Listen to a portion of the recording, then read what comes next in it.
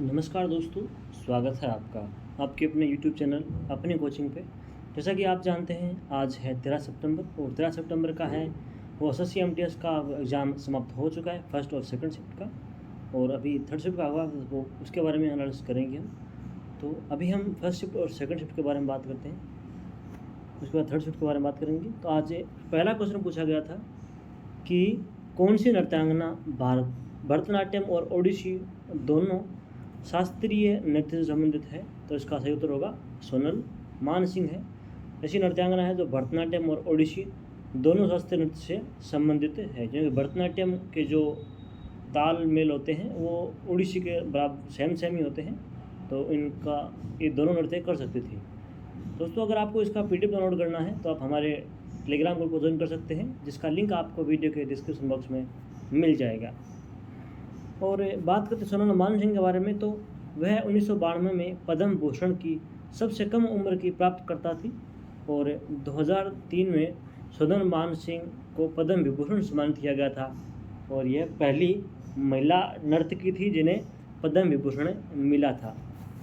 बात करते हैं, क्वेश्चन पूछते हैं आपसे कि कौन सा नृत्य है, कौन सा लोक नृत्य है, कौन सा शास्त्रीय नृत्य है, कौन से राज्य से संबंधित है और उसके संबंधित व्यक्ति के बारे में बात करते हैं। तो हमने इसका सोल्यूशन के लिए आपके लिए लेके आए हैं, ये सारणी लेके हैं। इसमें आपको शॉर्ट एंड स्वीट समझाया गया है कि आपको कैसे याद करना है इसको।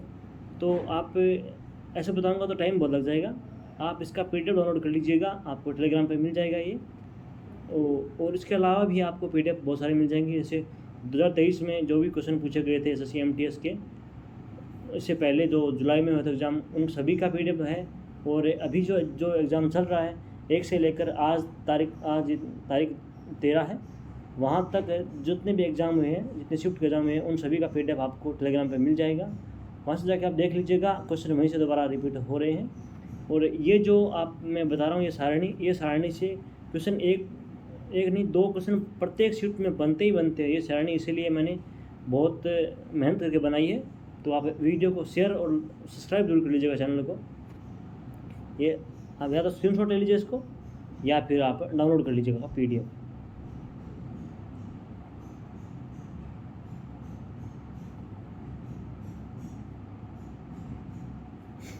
अगला क्वेश्चन है कि लता मंगेशकर को भारत रत्न पुरस्कार है वो किस वर्ष मिला था। तो इन्हें भारत रत्न पुरस्कार 2001 में मिला था और इसी वर्ष है वो बिस्मिल्लाह खान को भारत रत्न मिला था।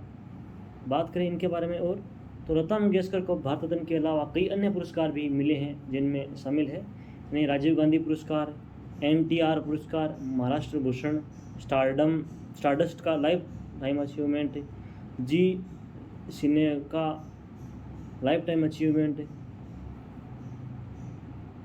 अगला क्वेश्चन है कि राजगीर उत्सव का संबंध है वो किस राज्य से है। तो राजगीर उत्सव का संबंध है वो बिहार से है और यह एक वार्षिक 3 वर्षीय नृत्य और संगीत उत्सव है। इसकी शुरुआत 1986 में हुई थी और राजगीर महोत्सव इसलिए प्रसिद्ध है क्योंकि इसमें इतिहास, धर्म, कला और संस्कृति का ये प्रतिनिधित्व करता है। बात करते हैं, आपसे पूछते हैं कि कौन सा नृत्य है वो कौन से राज्य से संबंधित है। तो बिहार से है वो बिहुला छठ पूजा, राजगीर नृत्य उत्सव, मधु श्रवणी समा, चकेव जीवित पुत्रिका, ये बिहार से संबंधित नृत्य और त्यौहार है। उड़ीसा से है कोणार्क महोत्सव, अंतर्राष्ट्रीय रेत कला उत्सव, ये उड़ीसा से है। राजस्थान से बात करें तो राजस्थान से बूंदी महोत्सव, मरुस्थल महोत्सव, गणगौर उत्सव, ये क्वेश्चन गणगौर उत्सव को पूछ लिया गया है। मत्स्य उत्सव, ब्रज उत्सव और शेखावाटी उत्सव, ये सब है जो राजस्थान से संबंधित है। बात करें पश्चिम बंगाल की, तो पश्चिम बंगाल से दुर्गा पूजा, ये पूछ लिया गया है SSC में। नंदीकर राष्ट्रीय रंगमंच उत्सव, ये भी पश्चिम बंगाल से है। बात करें मध्य प्रदेश से, तो तिताजी मेला, खजुराहो उत्सव, ये SSC MTS में पूछ लिया गया है। केरल की बात करें तो ओणम, ये फेमस है, ये पूछ लिया गया है। और निशान गंधी त्यौहार, बेकाष्टी त्यौहार, ये सब भी त्यौहार है वो अलग अलग राज्यों से संबंधित है। तो ये सारणी भी आप PDF से ज़रूर पढ़ लीजिएगा, नहीं तो आप स्क्रीनशॉट ले लीजिएगा। अगला क्वेश्चन पूछा गया था कि मंगल पांडे कौन सी रेजिमेंट से संबंधित थे। तो इनका संबंध है वो 34वीं बंगाल नेटिव इन्फेंट्री की 4th बटालियन से इनका संबंध था। तो बात करें इनके बारे में तो 29 मार्च 1857 को बैरकपुर में पांडे ने अपने एडजुटेंट पर हमला कर दिया था और उनकी हत्या कर दी थी, क्योंकि सैनिक है वो चर्बी रहित कारतूसों का उपयोग करने से इनकार कर रहे थे। इन्हें एक राइफल पकड़ाई हुई थी, तो उसमें क्या चर्बी लगा हुआ कारतूस था, तो उसको उन्होंने मना कर दिया। गाय की चर्बी लगा हुआ था कारतूस, उन्होंने मना कर दिया मुंह में से लेने से, मुंह में लेकर इसे खोलना पड़ता, चलाना पड़ता था, तो उसे मना कर दिया। तो इसलिए विद्रोह हो गया था। और मंगल पांडे को है पहला स्वतंत्रता सेनानी भी कहा जाता है। और इसके इन्होंने विद्रोह करके इनकी जो एडजुटेंट था उसकी हत्या कर दी, तो इसके विरोध में मुकदमा चला और इन्हें फांसी दी गई थी। तो ये स्वतंत्रता संग्राम के पहले फांसी देने वाले व्यक्ति हैं। अगला क्वेश्चन है कि जूनियर पुरुष हॉकी विश्व कप कहाँ आयोजित होगा, तो यह मलेशिया में आयोजित होगा। बात करें इसके बारे में तो 2023 से FIH पुरुष हॉकी जूनियर विश्व कप 5 से 16 दिसंबर तक मलेशिया में खेला जाएगा। टूर्नामेंट है वो बुटीक जलील के national hockey stadium Kuala Lumpur Malaysia में होगा। अगला क्वेश्चन है कि 2011 की जनगणना के अनुसार भारत की कुल जनसंख्या कितनी थी, तो भारत की कुल जनसंख्या है वो 121.10 करोड़ थी। और इसके बारे में बात करें तो भारत की जनसंख्या है वो विश्व की जनसंख्या की कुल है वो 17.5% जनसंख्या अकेली भारत में निवास करती है। और यह है विश्व के क्षेत्रफल के 2.4 के साथ है भारत का क्षेत्रफल। और 2021 तक भारतीय की जनसंख्या है वो 140.76 करोड़ हो चुकी है। इसके साथ यह विश्व में 1 नंबर पे है जनसंख्या के मामले में। इसके बाद चीन है, 2011 में है वो चीन सबसे ऊपर था, उसके बाद भारत था, लेकिन अब यह आंकड़ा 1-2 ऊपर था, 2-1 हो गया है। तो और बात करें इसके बारे में तो 2001 से 2011 तक है वो भारत की जनसंख्या में 181.5 मिलियन की वृद्धि हुई थी। यह वृद्धि दर है वो 17.64% थी, यानी कि जितने लोग थे, यानी पहले 100 लोग थे तो उसके बाद 117 लोग हो चुके थे। दोस्तों आपसे जनसंख्या के जो जनगणना 2011 हुई थी उसके बारे में क्वेश्चन प्रत्येक में बनते ही बनते हैं। तो इसके लिए आप हमारे चैनल पे है वो वीडियो पड़ा है एक जनगणना का 2011 का, जो कि बहुत ही छोट है, वो 7 से 8 मिनट का है। बहुत कम समय में बहुत चीज़ें समझाई गई है, तो वो चीज़ वीडियो आप देख लीजिएगा, आपके लिए काफ़ी एग्जाम में हेल्प मिलेगी उससे। अगला क्वेश्चन है कि जम्मू कश्मीर पुनर्गठन अधिनियम कब पारित हुआ था, तो यह 5 अगस्त 2019 को वो पारित हुआ था राज्यसभा में। और उसके बाद वो लोकसभा में 6 तारीख को पारित हुआ था और अमित शाह ने इसको पारित किया था। और अधिनियम के तहत लद्दाख को विधानसभा के बिना एक केंद्र शासित प्रदेश बना दिया गया था, जबकि जम्मू और कश्मीर को विधानसभा के साथ एक केंद्र शासित प्रदेश बना दिया था। जम्मू और कश्मीर का उच्च न्यायालय भी बरकरार रहा था इसमें। और आपने सुना होगा कि धारा 370 हटा दी गई है, तो वही मुद्दा है, ये है जम्मू कश्मीर पुनर्गठन वाला। अगला क्वेश्चन है कि संतुलित बजट क्या होता है, तो संतुलित बजट वो होता है जिसमें कुल राजस्व व्यय के बराबर या उससे अधिक हो, यानी जितनी आमदनी हो सरकार को उसके बराबर ही वापस सरकार खर्चा कर दे, तो वह संतुलित बजट होता है। वैसे बजट 3 प्रकार के होते हैं। अधिशेष बजट, यानी सरकार के खाते में जैसे आमदनी सरकार को ज़्यादा हो गई और व्यय है वो कम हो गया, तो यह अधिशेष यानी खाते में सरकार के बच जाता है पैसा। और इसके बाद है संतुलित बजट, तो वो होता है बराबर होता है, जितना आय उतना व्यय। उसके बाद है घाटा बजट, है यानी आय तो कम हुई हो और व्यय ज़्यादा हुआ हो, तो उसे कहते हैं घाटा बजट। ये बजट है वो सरकार के 3 प्रकार के बजट होते हैं। अगला क्वेश्चन है कि भारत में मानसून है वो सबसे पहले किस राज्य में आता है, तो मानसून सबसे पहले वो केरल में आता है, क्योंकि दक्षिणी पश्चिमी मानसून हमारे भारत में आता है, तो इसलिए दक्षिण पश्चिम में सबसे पहले है वो केरल राज्य आता है।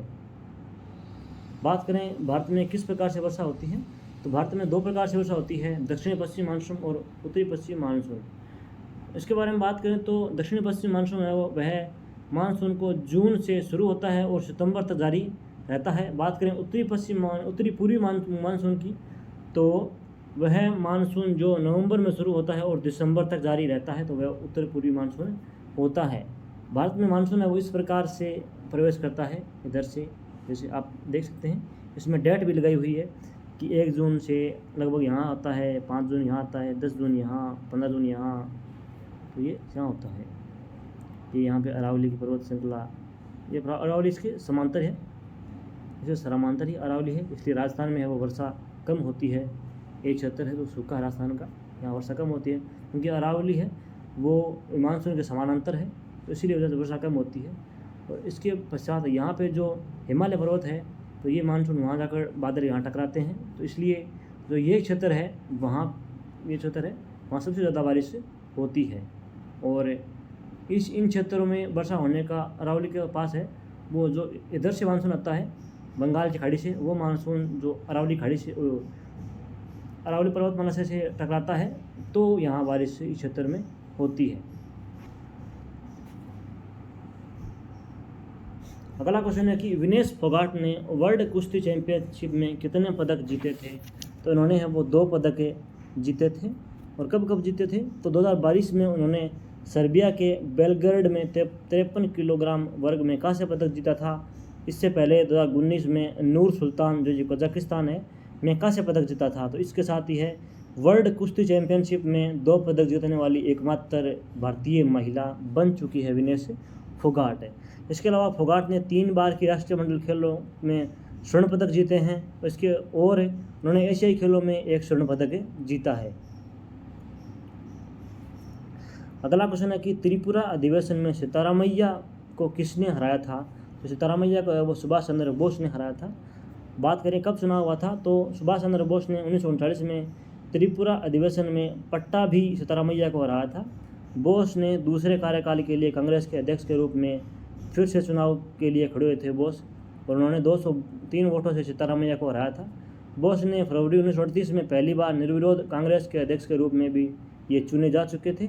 और जो सितारामैया है, पट्टाभी सितारामैया, ये गांधी जी के वो कैंडिडेट थे। गांधी जी ने ऐसा स्टेटमेंट भी दिया था कि आप सितारामैया को हराएंगे तो मुझे भी हराएंगे आप, ये सितारामैया की हार मेरी हार होगी। फिर भी है वो सुभाष चंद्र बोस जीत गए थे चुनाव में। अगला क्वेश्चन है कि वेटिंग फॉर ए वीज़ा किसकी आत्मकथा है? तो यह आत्मकथा है वो भीमराव अम्बेडकर की, डॉक्टर भीमराव अम्बेडकर की। यह क्वेश्चन एसएससी का डिफरेंट क्वेश्चन है, तो आप इसे ध्यान से देखिएगा। और इसके बाद में बात करें तो भीमराव अम्बेडकर ने अंग्रेजी में अपनी आत्मकथा लिखी थी, और इसमें उनके साथ हुए भेदभावों का उल्लेख भी किया है। जैसे उन लोगों के साथ है वो भीमराव अम्बेडकर के साथ भेदभाव हुए थे क्योंकि ये नीची जाति से संबंधित थे। और यह अमेरिका के कोलंबिया विश्वविद्यालय में पढ़ाया जाता है। और सविता पाठक ने वेटिंग फॉर ए वीज़ा का हिंदी अनुवाद भी किया है। तो यह कितनी बड़ी अचीवमेंट है हमारे लिए कि इस जो आत्मकथा है इसे कोलंबिया विश्वविद्यालय में पढ़ाया जाता है, अभी सिलेबस में है उनकी। अगला क्वेश्चन है कि विशाखापट्टनम बंदरगाह है कहाँ पर स्थित है? तो विशाखापट्टनम बंदरगाह है वो आंध्र प्रदेश के स्थित है, और ये कोरोमंडल तट पर स्थित है। और बात करें इसके विशाखापट्टनम क्यों फेमस है, तो विशाखापट्टनम है वो बंदरगाह भारत का 4था सबसे बड़ा बंदरगाह है। यह भारत के 13 प्रमुख बंदरगाहों में से एक है, और यह भारत का दूसरा सबसे बड़ा बंदरगाह है जहाँ से गुजरने वाले माल की मात्रा के हिसाब से तो सबसे अधिक माल है वो मुंबई बंदरगाह से गुजरता है। उसके बाद है वो विशाखापट्टनम बंदरगाह है। बात करें भारत के 13 प्रमुख बंदरगाहों के बारे में, तो इससे पहले हमने बताया था और फिर भी आपको बता रहे हैं, चित्र के माध्यम से आप पढ़ सकते हैं कि जो पश्चिमी तट है उधर कांडला, बांदीनगर, मुंबई, मार्मागोवा, न्यू मंगलोर, कोचीन बंदरगाह हैं। इधर है वो चेन्नई, एन्नोर, तुतीकोरी, काकीनाडा, विशाखापट्टनम, पारादीप, हल्दिया, कोलकाता बंदरगाह है, पोर्ट ब्लेयर, ये सब है जो इधर के बंदरगाह है। बंदरगाह आपसे बहुत पूछे जाते हैं, तो पूर्वी घाट और पश्चिमी घाट दोनों की आप पे बंदरगाह रट के जाइएगा। यहाँ से प्रश्न बहुत बार बनते हैं, इससे पहले 2-3 बार शिफ्ट में पूछ लिया गया है। बात करें अगले क्वेश्चन की, तो छऊ लोक नृत्य है वो किस राज्य से संबंधित है? तो आपके ऑप्शन में था वो झारखंड था। इसके अलावा ये पश्चिम बंगाल, उड़ीसा और झारखंड तीनों राज्यों में ये फेमस है। छऊ नृत्य एक मुखौटा नृत्य है जो कि पूर्वी भारत में प्रचलित है। छऊ एक पुरुष प्रधान नृत्य है, ये आप पूछ सकते हैं। छऊ क्या नृत्य है, कौन सा नृत्य है, तो छऊ पुरुष प्रधान नृत्य है। और छऊ मुख्यतः 3 प्रकार का होता है, सरायकेला छऊ, मयूरभंज छऊ और पुरुलिया छऊ। ये छऊ के 3 प्रकार हैं। अगला क्वेश्चन है कि the God of small things पुस्तक के लेखक कौन हैं? तो इस पुस्तक के लेखक है वो अरुंधति रॉय है। अरुंधति रॉय ने 1997 में बुकर पुरस्कार भी जीता था। और ये क्वेश्चन है वो रिपीटेड क्वेश्चन है, तो ये आज के सेकंड शिफ्ट में भी पूछ लिया गया क्वेश्चन है। और अगला क्वेश्चन है कि बिस्मिल्लाह खान का संबंध कौन से वाद्य यंत्र से है? तो इन्हें कौन नहीं जानता, इनका संबंध है वो शहनाई से है। महान शहनाई वादक ये थे। बात करें बिस्मिल्लाह खान से संबंधित पुरस्कारों के बारे में, क्योंकि पुरस्कार है वो बार बार पूछते हैं। कल मैंने बताया था आपको कि लता मंगेशकर से जो संबंधित पुरस्कार थे उन सब के बारे में बात की थी। मैंने कहा था कि आपको पूछ सकते हैं। इससे पहले बिस्मिल्लाह खान का पुरस्कार से संबंधित पूछ लिया गया है कि बिस्मिल्लाह खान को भारत रत्न पुरस्कार कब मिला था। तो और बात करें इसके बारे में, जिन्होंने क्लास नहीं देखी मेरी वाली, तो आप देख सकते हैं कि बिस्मिल्लाह खान को निम्न पुरस्कार मिले थे। भारत रत्न इन्हें 2001 में मिला था, ये लता मंगेशकर के साथ में। स्वाति संगीता पुरस्कारम जो कि केरल सरकार देती है वो 1998 में मिला था। और टी चौधैया राष्ट्रीय पुरस्कार जो 1995 में कर्नाटक सरकार देती है वो मिला था। संगीत नाटक अकादमी के फेलो 1994 में मिला था। ईरान गणराज्य के तहत मौसीक 1992 में मिला था। पद्म विभूषण, पद्म भूषण, पद्म श्री, ये तीनों अवार्ड ये इन्हें मिल चुके हैं। और संगीत नाटक अकादमी पुरस्कार मिल चुका है इन्हें। और सरकार द्वारा तानसेन पुरस्कार भी जो मध्य प्रदेश सरकार देती है वो मिल चुका है। अखिल भारतीय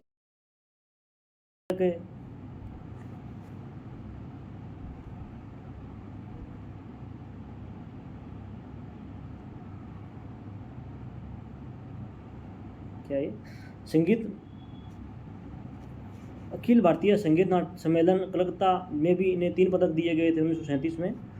इसके बाद बात करें SAFF चैम्पियनशिप 2021 में भारत ने किसे हराया था? तो भारत ने है वो नेपाल को हराया था।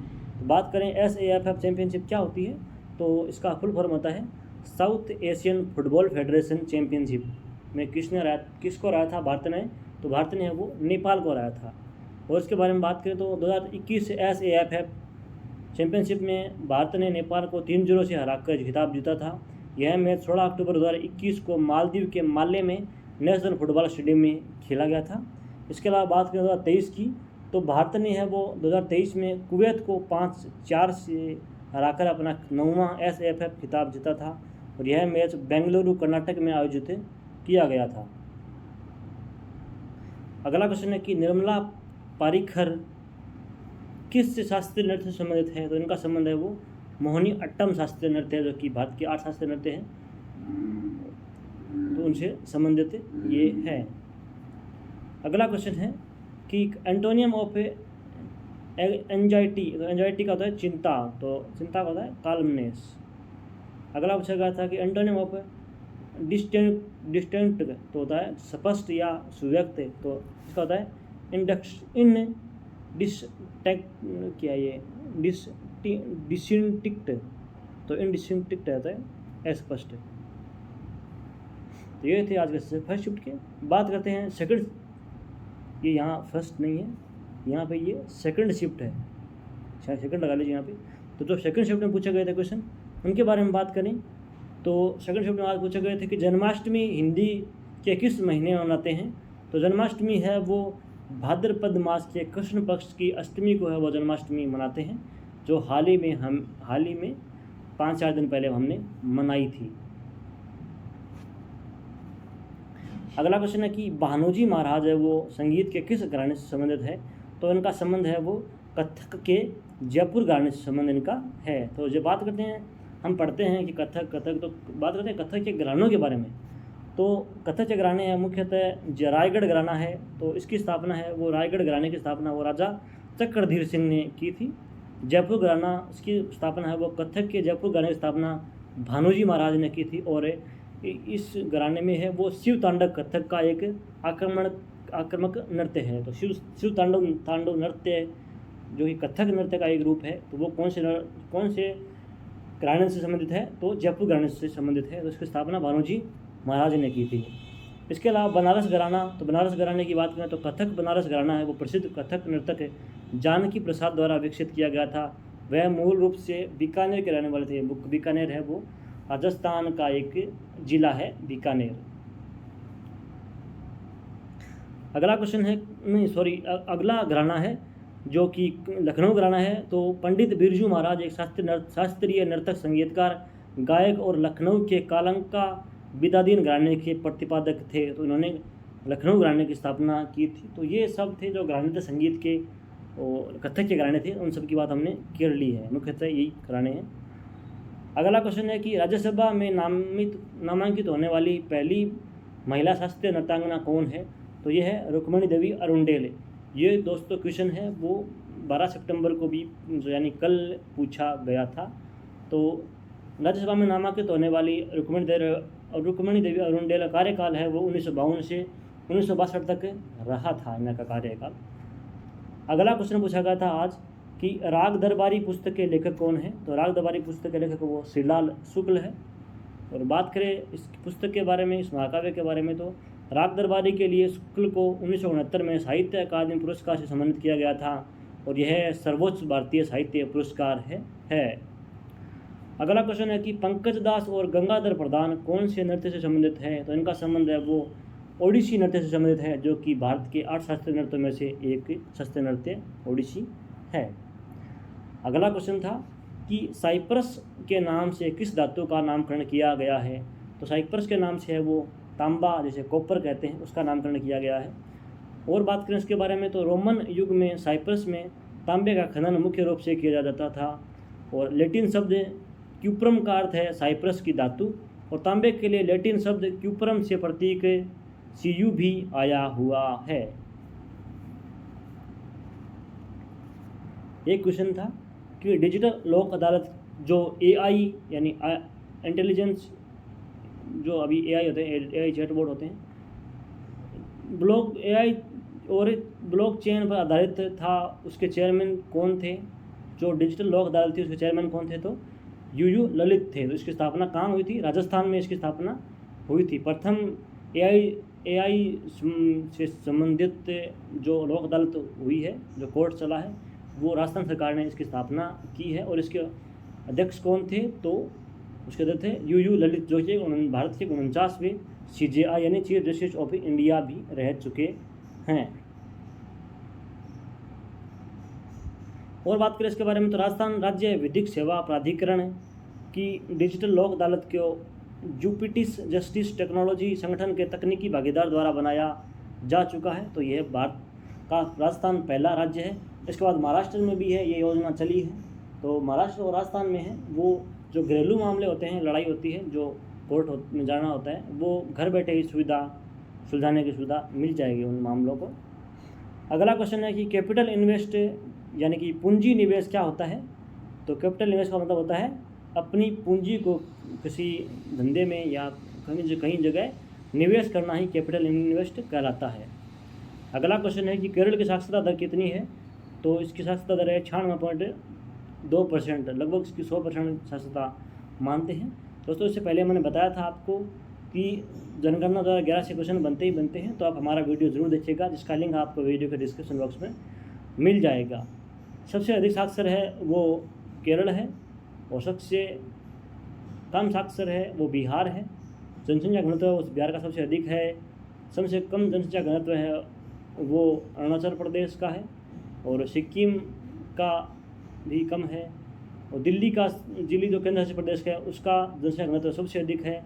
सबसे अधिक जनसंख्या रहने वाली जो जैसे सबसे अधिक जनसंख्या कौन से राज्य में रहती है? तो वो है उत्तर प्रदेश से। सबसे अधिक लिंगानुपात है वो है केरल का। सबसे कम लिंगानुपात है वो हरियाणा का है। ये कुछ मुख्य बातें हैं जनगणना 2011 की।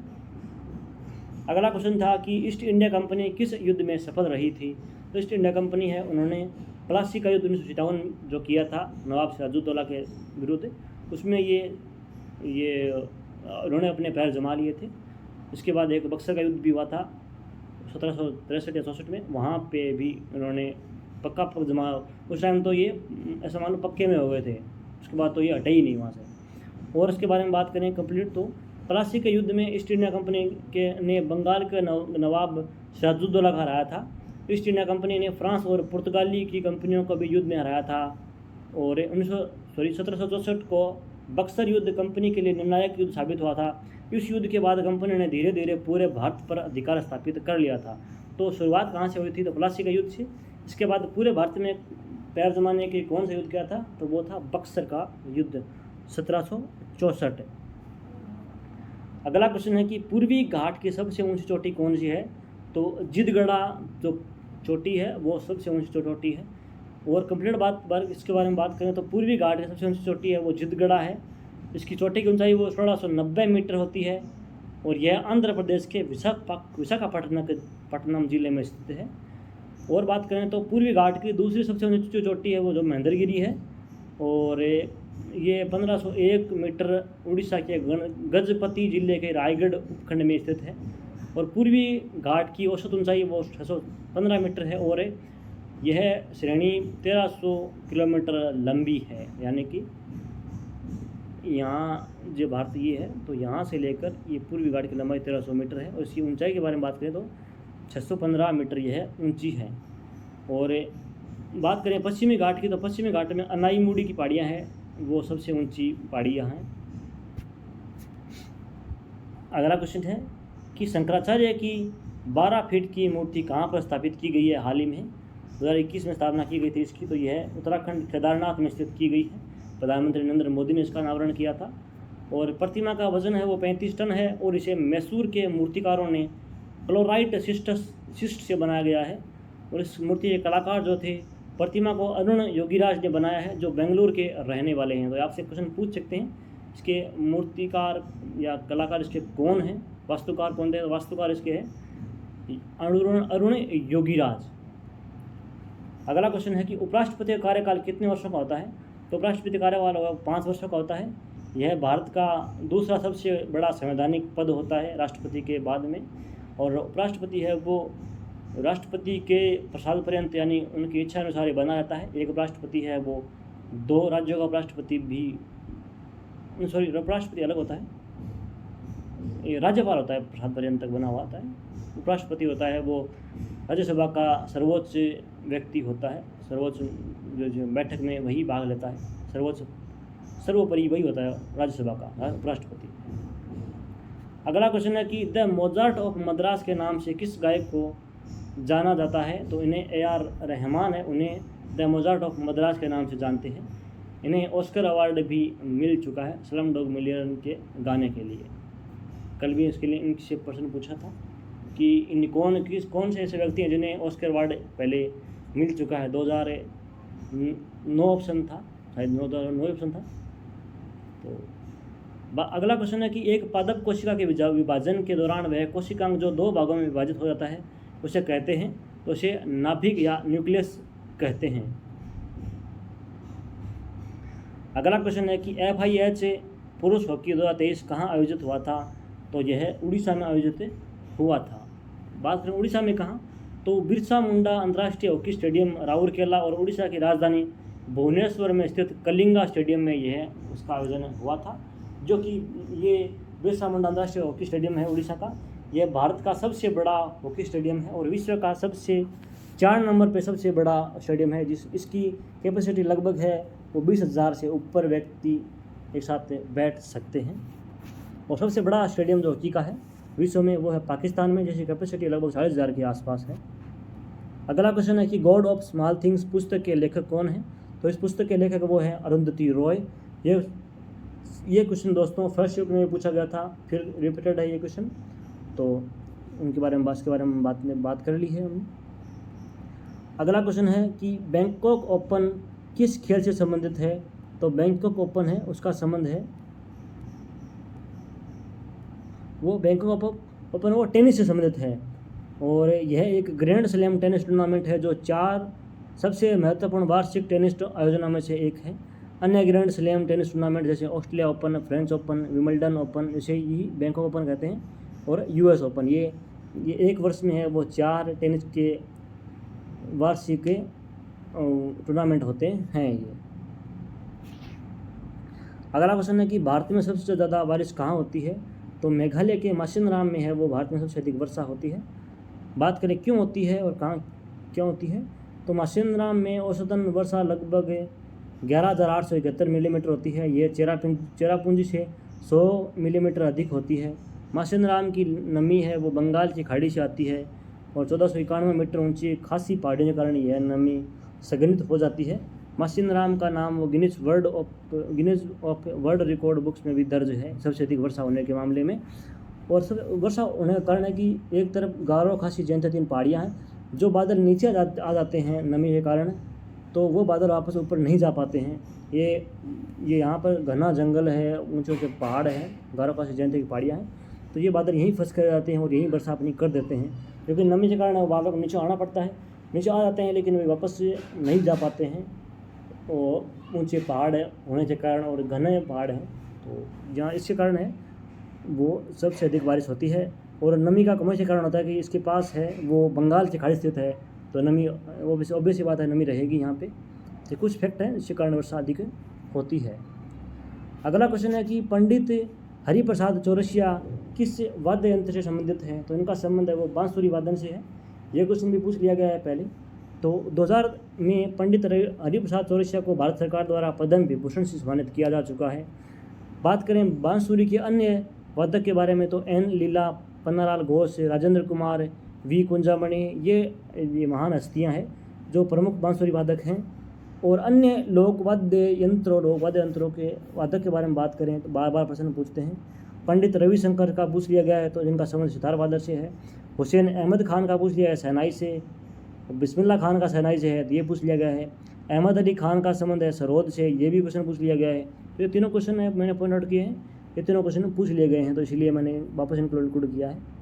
एक क्वेश्चन था कि निम्न में से कौन सा मौलिक कर्तव्य नहीं है, तो ऑप्शन तो मुझे नहीं मिल पाया, लेकिन लगभग ऑप्शन ही देते हैं जो ऑप्शन मैंने बताए हैं यहाँ पे।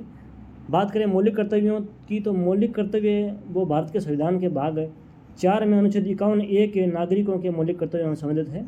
कल क्वेश्चन पूछा गया था कि मौलिक कर्तव्य है वो कौन से देश के संविधान से लिए गए हैं, तो मौलिक कर्तव्य रूस के संविधान से लिए गए हैं।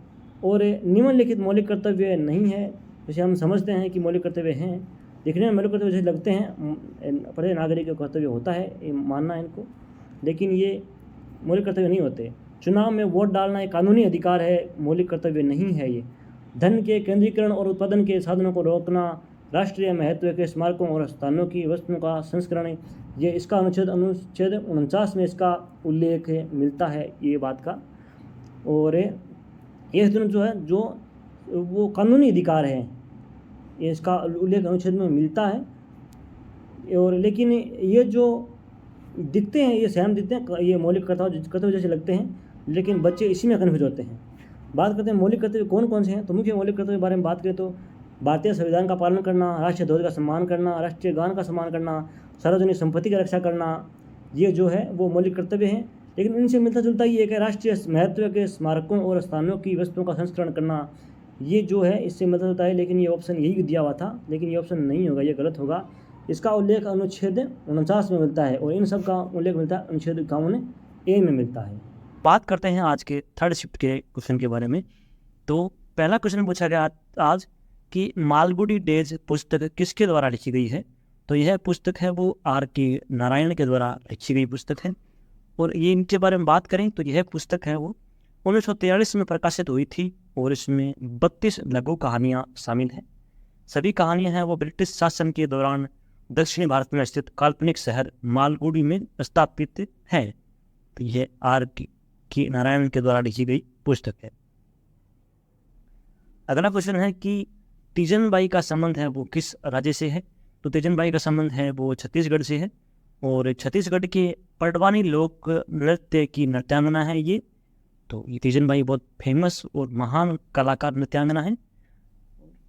इनके बारे में कंप्लीट बात करें तो तीजन बाई का जन्म है वो 24 अप्रैल 1956 को छत्तीसगढ़ के गनियारी गांव में हुआ था और वह छत्तीसगढ़ राज्य के पारधी अनुसूचित जनजाति से संबंधित है। और तीजन बाई को भारत सरकार द्वारा 1987 में पद्मश्री, 2003 में पद्म भूषण और 2019 में पद्म विभूषण से भी सम्मानित किया जा चुका है। इसके अलावा बात करें अगले क्वेश्चन की, तो अगला क्वेश्चन है कि मौलिक कर्तव्य है वो किस प्रधानमंत्री के काल में संशोधित किए गए थे संविधान में? तो मौलिक कर्तव्य है वो संविधान में इंदिरा गांधी के समय वो संशोधित किए गए थे। बात करें इनके बारे में तो मौलिक कर्तव्य को इंदिरा गांधी के नेतृत्व में भारतीय राष्ट्रीय कांग्रेस सरकार द्वारा 1976 में भारत के संविधान में जोड़ा गया था और 42वें संशोधन 1976 ने सरदार सरोवर सिंह समिति की सिफारिश पर मौलिक कर्तव्यों को संविधान में जोड़ा था और मौलिक कर्तव्यों को रूस के संविधान से लिया गया है, प्रेरित है ये, और उन्हें संविधान के भाग 4 में रखा गया था। वर्तमान में मौलिक कर्तव्यों की संख्या है वो 11 है। मूल संविधान में मौलिक कर्तव्य है वो जो थे वो 10 थे और दूसरा जो 11वां मौलिक कर्तव्य था वो संविधान के 86वें संशोधन 2002 के तहत वो जोड़ा गया। अगला क्वेश्चन पूछा गया था कि मोहिनीअट्टम है वो किस राज्य का शास्त्रीय नृत्य है? तो मोहिनीअट्टम है वो केरल का शास्त्रीय नृत्य है। बात करें मोहिनीअट्टम के बारे में तो मोहिनीअट्टम केरल के 2 शास्त्रीय नृत्यों में से एक है। दूसरा शास्त्रीय नृत्य केरल का है वो है कथकली। मोहिनीअट्टम का पहला संदर्भ है वो 16वीं शताब्दी में लिखे गए व्यवहार माला में पाया जाता है। अगला क्वेश्चन है कि गोवा राज्य की देव दर्शन योजना कब शुरू हुई थी?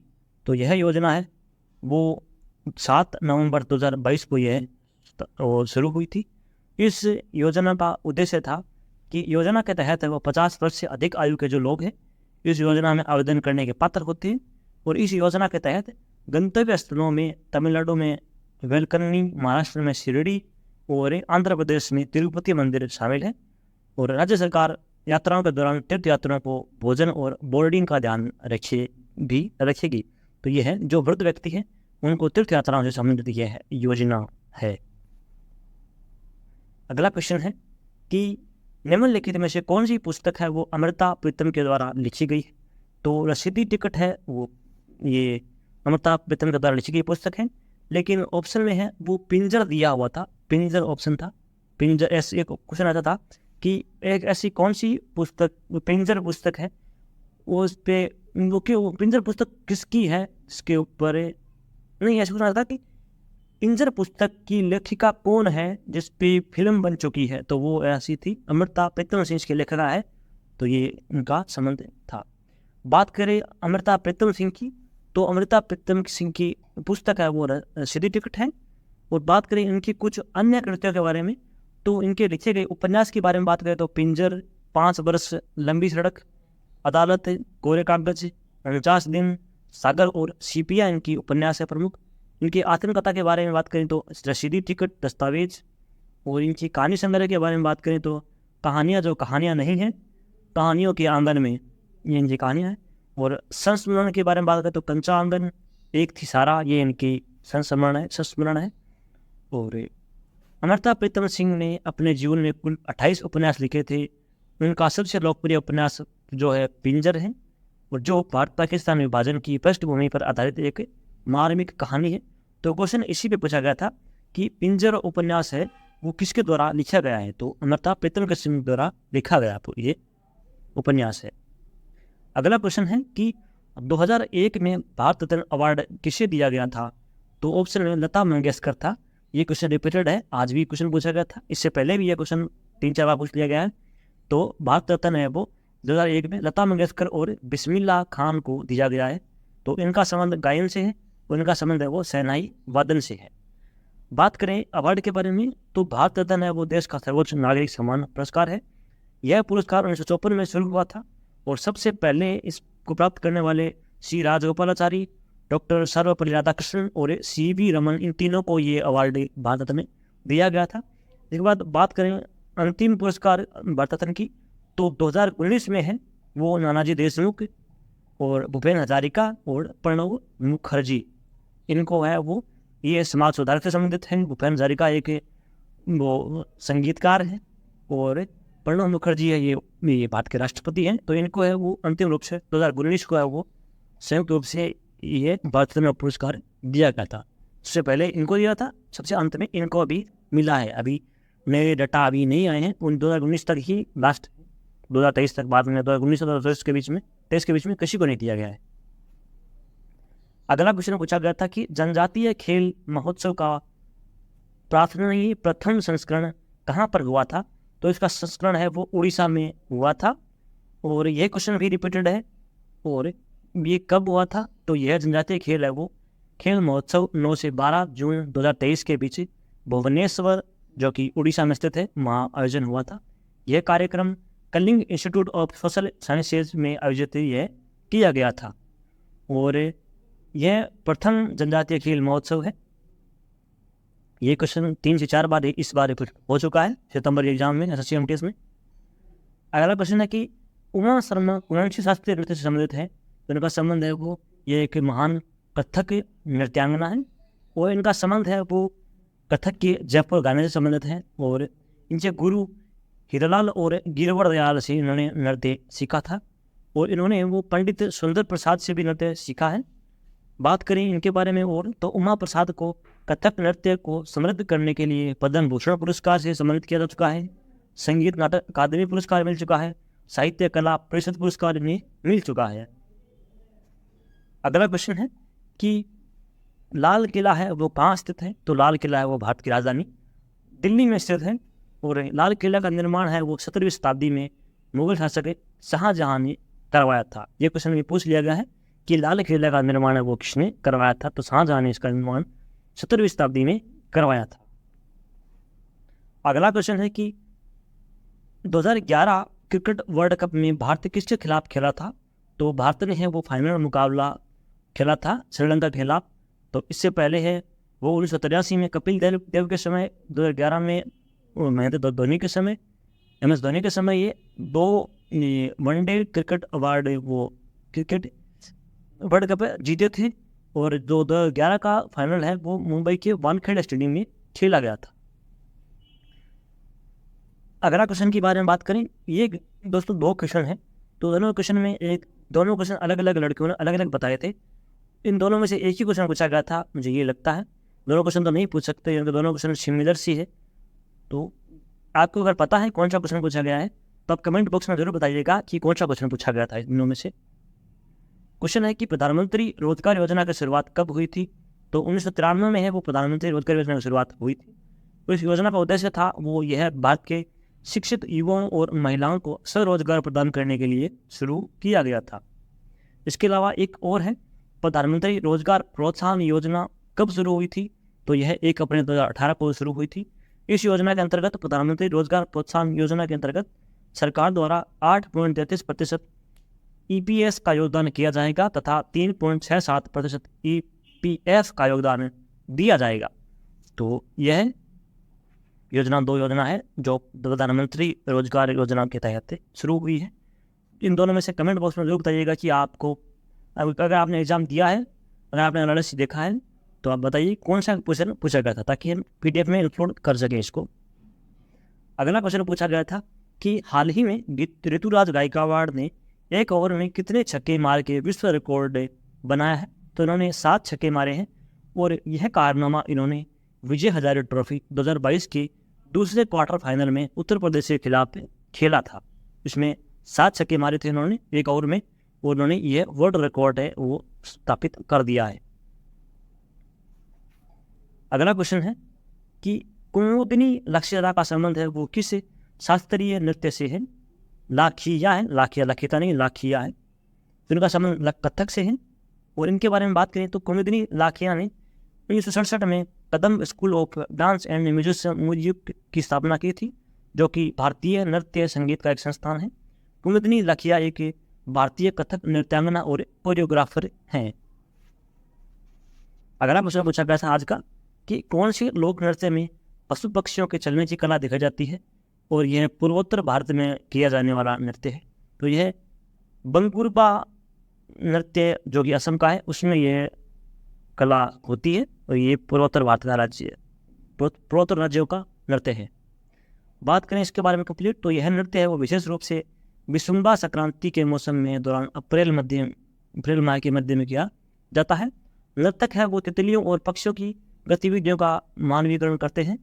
बंगुरम्बा को तितली नृत्य भी कहते हैं क्योंकि महिलाएं बहुत धीरे धीरे चलती हैं, लगभग एक तितली की तरह जो पहली बार उड़ना सीख रही हो।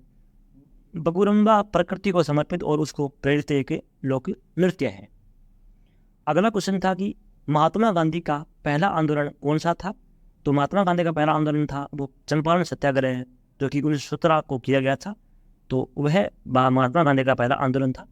तो बात करें इनके अलावा महात्मा गांधी के अन्य आंदोलन के बारे में, तो इन्होंने चंपारण और हैना सत्याग्रह किए थे। इन्होंने स्वराज और नमक सत्याग्रह यानी दांडी मार्च किया था, और दलित आंदोलन और निश्चय आंदोलन किया था। द्वितीय विश्व युद्ध और भारत छोड़ो आंदोलन किया था। स्वतंत्रता और भारत का विभाजन ये आंदोलन भी इन्होंने किए थे। ये प्रमुख आंदोलन है इनके अलावा इन्होंने बहुत आंदोलन किए थे। अगला क्वेश्चन है कि उड़ीसा में कौन सा बंदरगाह स्थित है? तो उड़ीसा में है वो पारादीप बंदरगाह स्थित है। इसकी बात हमने सेकंड शिफ्ट में की थी। मैंने बताया भी था आपको कि आपको थर्ड शिफ्ट में क्वेश्चन पूछ सकते हैं, या क्वेश्चन आपके लिए पूछ लिया गया है। बात करें जो बंदरगाह है, हो सकता है आगे आपको पूछ ले, तो भारत के जो बंदरगाह हैं उनके बारे में बात करें तो भारत के 13 प्रमुख बंदरगाह हैं। ये पूर्वी घाट के बंदरगाह के बारे में बात करें तो ये पूर्वी घाट के बंदरगाह है, और ये पश्चिमी घाट के बंदरगाह हैं। पूर्वी घाट के बंदरगाह जैसे कोलकाता में हल्दिया बंदरगाह है, पारादीप बंदरगाह है उड़ीसा में है, और विशाखापट्टनम बंदरगाह है, चेन्नई बंदरगाह है, तूतीकोरी, एन्नोर, ये कोचीन, मंगलोर, मारमागोवा, पणजी और न्यावासोवा, जवाहरलाल नेहरू बंदरगाह है, कांडला बंदरगाह है, मुंद्रा पोर्ट है। ये सब कुछ ये पश्चिमी तट के बंदरगाह है, ये पूर्वी तट के बंदरगाह निम्नलिखित हैं। तो दोस्तों ये था आज के हमारे सेगमेंट का वीडियो आपको कैसा लगा है कमेंट बॉक्स में जरूर बताइएगा। अगर आपको वीडियो पसंद आए तो वीडियो को लाइक कीजिए, शेयर कीजिए, और चैनल को सब्सक्राइब है वो जरूर कर लीजिएगा, ताकि आपको ऐसे ही इन्फॉर्मेटिव कंटेंट आपको प्रोवाइड करवाते रही। और अगर आपको इसका PDF डाउनलोड करना है तो आप हमारे टेलीग्राम ग्रुप को ज्वाइन कर सकते हैं, जिसका लिंक आपको वीडियो के डिस्क्रिप्शन बॉक्स में मिल जाएगा। इसके अलावा अगर आपको 1 तारीख से लेकर 1 सितंबर से लेकर आज तक जितने भी एग्जाम हुए SSC MTS के जो शिफ्ट हुए हैं, उन सभी का आपको अगर PDF चाहिए तो आप हमारे टेलीग्राम पे वो भी मिल जाएगा। इसके अलावा 2023 में जो एग्ज़ाम हुए हैं, SSC MTS हो, SSC फिजिकल हो, SSC CHSL हो, सभी एग्ज़ाम की PDF है वो हमने ऑनलाइन क्वेश्चन बनाए हैं, तो वो भी आप डाउनलोड करके देख सकते हैं। अगर आपने इतना कुछ नहीं पढ़ा है, अगर आपको वो भी ऑनलाइन आपने पढ़ दिया है अंत समय में PDF, आपके लिए वो भी बहुत कुछ इनफ हो सकता है। तो टेलीग्राम पे वो जाइए और वहाँ से जाके डाउनलोड करके वो पढ़िएगा। वो PDF जो 2023 के जब सभी क्वेश्चन हैं वो इतनी इम्पोर्टेंट है कि उसके लिए लोग लगभग है वो बहुत सारे यूट्यूबर हैं, वो आपसे लगभग 100 रुपये 150 रुपये वो चार्ज करते हैं, वो मिलती भी नहीं है इतने सारे क्वेश्चन। तो वन लाइनर क्वेश्चन मैंने बनाए हैं, इतना एक्सप्लेन उनमें नहीं किया है। तो वो आपको अगर आप 1800% वो ज़्यादा नहीं होते, अगर आप पढ़ने बैठोगे तो 2-3 घंटे में आप पढ़ दोगे उनको। जैसे जिन लोगों ने पढ़ रखा है पहले, उनके लिए रिपीट वो दोबारा करेंगे तो उनका दोबारा एनालिसिस हो जाएगा कि कौन से क्वेश्चन हमको आते हैं कौन से नहीं आते हैं, और आप पैटर्न भी समझ जाएंगे कि SSC वो कौन से एग्जाम कौन से तरीके से क्वेश्चन पूछती है। तो ये आपके लिए PDF वो बहुत हेल्पफुल होने वाले हैं। दोस्तों ऐसे ही हमारे चैनल पर सपोर्ट बनाए रखिएगा, देखते रहिए अपनी कोचिंग चैनल को सब्सक्राइब कर लीजिएगा।